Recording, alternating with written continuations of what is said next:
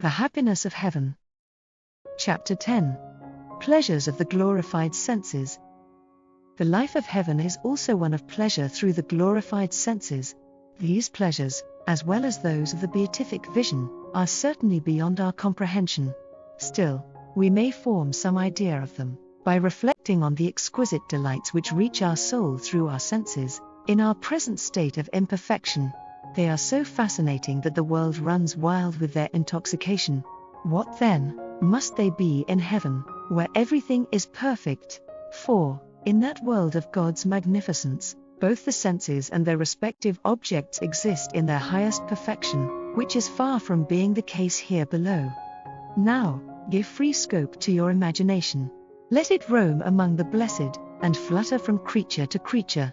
Build up all you can of pure pleasure, and you will never reach any more than the dimmest and faintest shadow of the reality. Gaze upon the glorious body of Jesus Christ, the most perfect and lovely that ever came from the hand of God. It is the very sun that gives beauty to the whole of heaven. Then contemplate the transcendent beauty of the Immaculate Mother, who next to Jesus, is clothed with the greatest glory.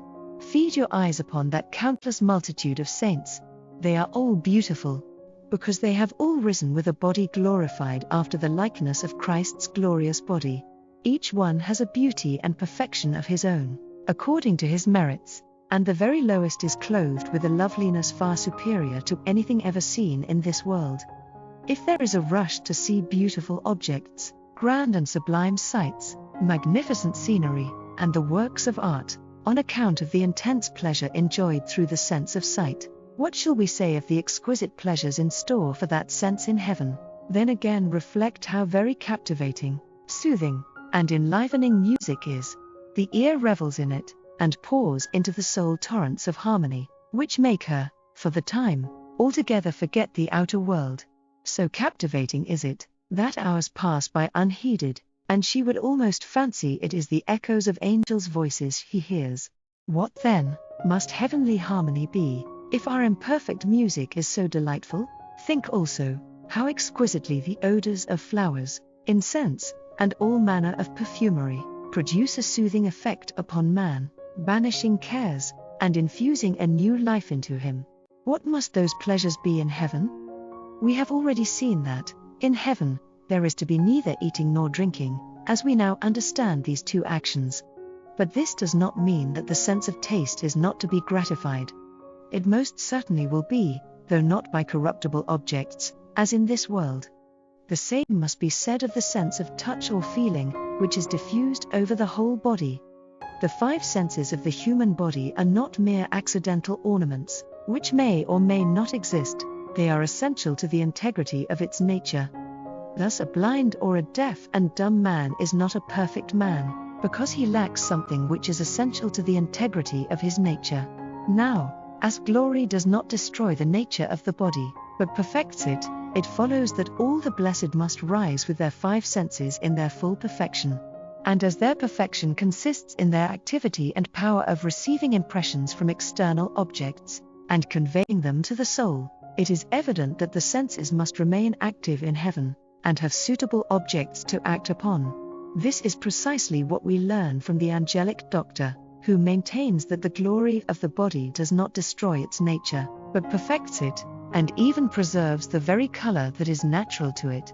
He maintains, moreover, that every power or faculty is more perfect when acting upon its proper object, than it is when inactive, and, as human nature will reach its highest degree of perfection in heaven, it follows that every sense will there act according to its nature.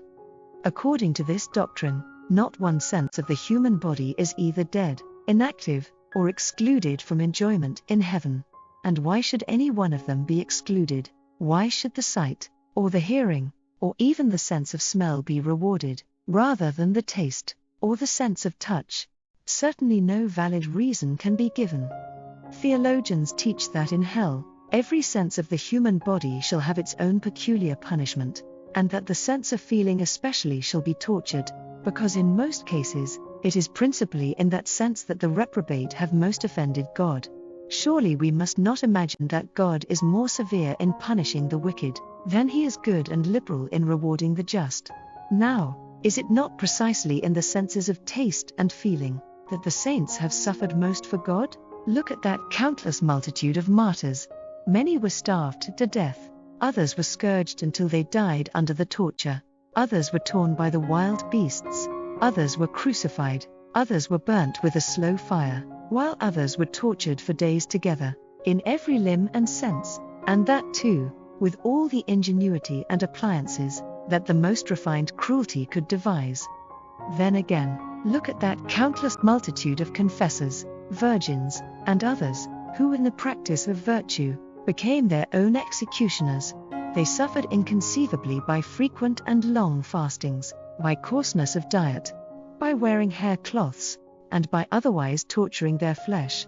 And now, shall these senses go unrewarded in the blessed, while they are so terribly punished in the reprobate?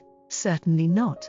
All that we can say is that, at present, we do not know how all this is to be realized, but as the whole man in all his senses has served God, and suffered for him, it is but just that he should be rewarded in his whole being, which includes every sense of the body, as well as every faculty of the soul. Hence, in our meditations on heaven, we must let the pleasures of the glorified senses enter as an integral element of man's happiness. We must contemplate these pleasures as seriously as we do the pain of sense in the reprobate, only avoiding the introduction of anything gross or carnal, and therefore repugnant to a state of incorruption. Hence we must, as already shown, avoid introducing eating, drinking, sleep, or anything else which by its very nature belongs to the animal life of man. We must also banish from our ideas of heaven all the carnal pleasures of this world, as they are now understood. Our blessed Lord himself told the Jews, who believed such pleasures to exist in heaven, "You err, not knowing the Scriptures, nor the power of God. For in the resurrection, they shall neither marry nor be married, but shall be as the angels of God in heaven." All such pleasures, which were intended only for this world of imperfection, will be replaced by others of a superior order, and suited to our spiritualized bodies. So then, we see that the life of heaven is one of sensible pleasure through the glorified senses, as well as one of exquisite mental and moral enjoyment in the beatific vision. These sensible pleasures have moreover a peculiar characteristic, which the pleasures of sense have not in our present state of imperfection. In heaven the blessed can enjoy them all without fear, for none of them are forbidden, and consequently, they can never be followed by bitter remorse or shame. Neither have they, as in this world, a tendency to darken the mind, and turn the heart away from God. They will rather intensify our love for Him, who is the author of our exceeding blessedness, whether it comes immediately from Himself, or partly from the beautiful creatures He has prepared to complete the happiness of His beloved children.